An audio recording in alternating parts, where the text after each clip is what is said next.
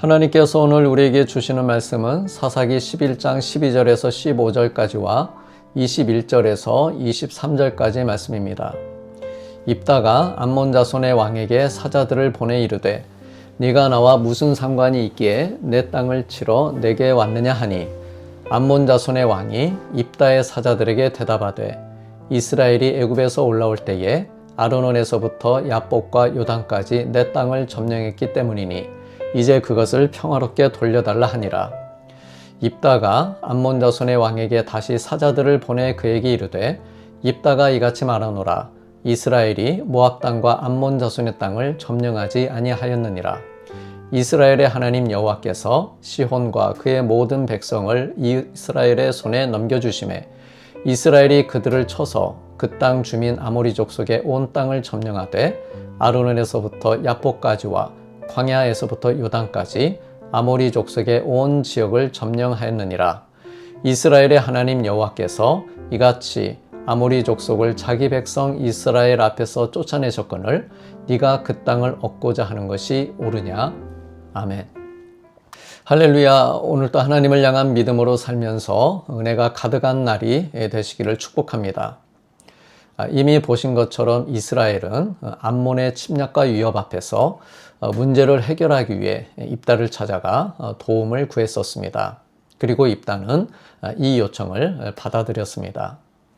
오늘 본문에서는 암몬 왕이 입다에게 사절을 보내 과거 이스라엘이 출애굽하고 가나안 지역에 들어올 때 자기들의 땅을 빼앗았으니 이제 그것을 평화롭게 돌려달라고 요구합니다. 즉 암몬 왕의 주장은 원래 자기들의 것이었으니 돌려달라는 명분을 내세운 것입니다.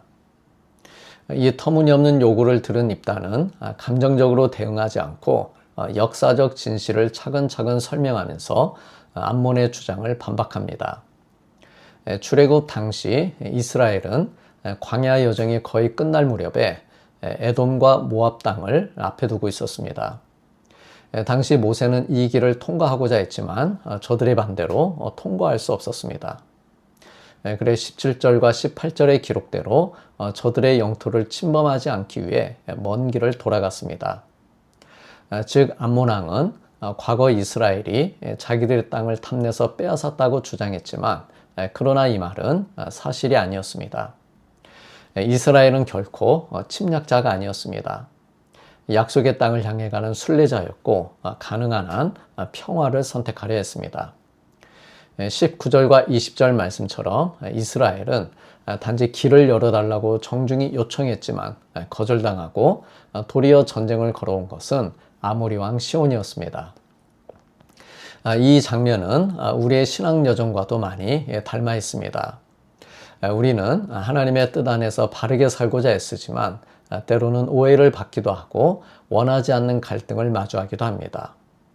그럴 때 우리의 선택이 중요합니다. 이스라엘처럼 싸울 수 있는 힘이 있음에도 불구하고 하나님께 맡기며 돌아가는 길을 택해야 할 때도 있습니다. 암몬과 모압처럼 사실을 왜곡하고 오해하는 사람들이 있을 수 있지만 우리가 모든 것을 해명하려 애쓰지 않아도 하나님께서는 우리의 이러한 중심과 선택을 귀하게 보십니다. 이스라엘은 싸움을 원하지 않았습니다. 그러나 아모리 왕 시온이 불신과 두려움으로 스스로 마음을 닫고 결국 전쟁을 선택했습니다. 그리고 결과는 하나님께서 시온과 그의 백성을 이스라엘의 손에 넘겨주시는 것으로 끝났습니다. 즉 이 승리는 이스라엘의 힘이 아니라 하나님의 역사였습니다. 이처럼 입다는 감정적으로 대응하지 않고 암몬에게 차근차근 과거의 역사적 사실을 정확하게 짚어주었습니다. 사랑하는 성도님들, 이것이 믿음의 사람의 태도입니다. 우리는 오해를 받을 때 감정적으로 반응하기 쉽습니다. 그리고 상대방을 설득하려고 애씁니다. 그러나 진실은 감정으로 증명되는 것이 아니라 하나님의 말씀으로 증거되는 것입니다.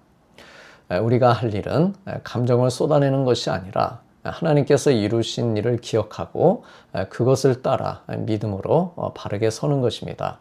그럴 때 하나님께서 우리의 삶을 변호하시고 우리의 길을 밝은 의의 길로 인도해 주십니다. 하나님께서는 우리가 사람의 말에 흔들리는 인생이 아닌 하나님의 진리 위에 굳게 서는 인생이 되기를 바라십니다. 상황에 반응하기보다 말씀을 기준 삼아 믿음으로 살기를 바라십니다. 그러므로 오늘 하루도 혹 오해와 갈등이 생기는 일을 만나도 하나님을 신뢰하며 인도하시는 길을 순종함으로 걷는 복된 믿음의 성도님들이 되시기를 축복합니다. 다 함께 기도하시겠습니다. 오늘의 말씀과 성도들을 위한 기도를 드리길 원합니다. 주님, 오해와 갈등 속에서도 감정이 아닌 말씀으로 반응하며 혹 멀리 돌아가는 길일지라도 주님을 신뢰함으로 순종하게 하여 주시옵소서. 또한 성도들이 삶의 모든 걸음을 인도해 주시는 주님을 온전히 따르며 그 믿음의 길 끝에서 하나님의 선하신 은혜를 경험하게 하여 주옵소서. 예수님의 이름으로 기도드리옵나이다. 아멘.